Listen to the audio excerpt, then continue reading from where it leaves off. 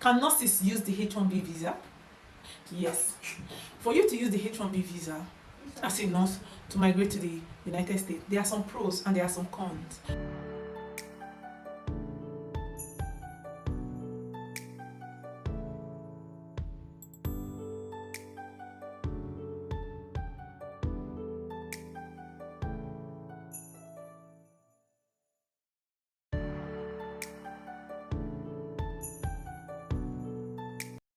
Hi, how are you all doing? Guess you are good. Welcome back to my channel again. Today I'm going to be talking about the H1B visa. Well, if today is the first time logging into my channel, I discuss nursing, tell you tips on how to pass your NCLEX. We actually hold you by the hand, teach you all you need to know so that you can pass NCLEX.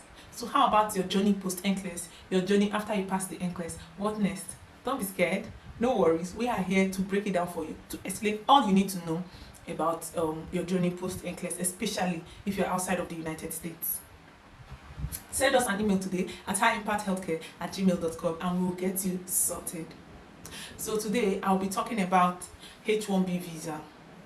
As we all know, immigration to the United States, there are different visa categories. So for an employment-based visa, which is the EB3 visa, your employer files for you. If you have the required qualifications and you also have the required experience, you will be granted opportunity to work in the United States, and this part leads to a permanent residency. Most people like nurses, physiotherapy, they pass through this stage and they can work in the United States, but your employer must be the one to file or rather petition your application. Can nurses use the H1B visa? Yes. For you to use the H1B visa as a nurse to migrate to the United States, there are some pros and there are some cons, but there are some things, the qualifications you need to have. Firstly, your employer where you're going to work must be from a teaching hospital. The hospital has to be a teaching hospital that actually need the services of someone that is qualified, either having a BSc or a master's degree or other higher degrees like a PhD program. And once you have these qualifications, that particular hospital must have a need for that particular qualification.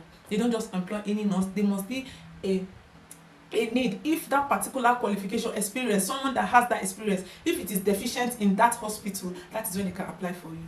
Also, people with specialty like mental health nursing or other specialties in nursing, it does not only apply to nursing, it can be any other field.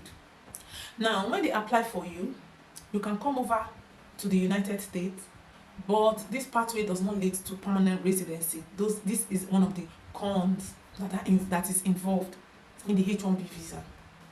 And once you come, if you come with your partner, your children, your spouse cannot work, which is your partner, your children are not US citizens. Even if you give birth, they are not citizens because you are not yet a citizen, neither are you a green card holder. That is why it is a H1B visa, a specialty. Another cons in this H1B visa is that if you go with your family, if you're someone that has a family and your partner cannot work, how will you then survive? So these are some of the things that you should put into consideration before making an attempt to choose the H1B visa. What I mean when I say how will you survive, that doesn't mean you cannot survive, but it will be more difficult. Let's say a family of 4. If you're a family of 4, how can you feeding, sustaining that family? If it's something you can do, no problem. But if it's something you cannot do, please do take note of it. That is the essence of this video.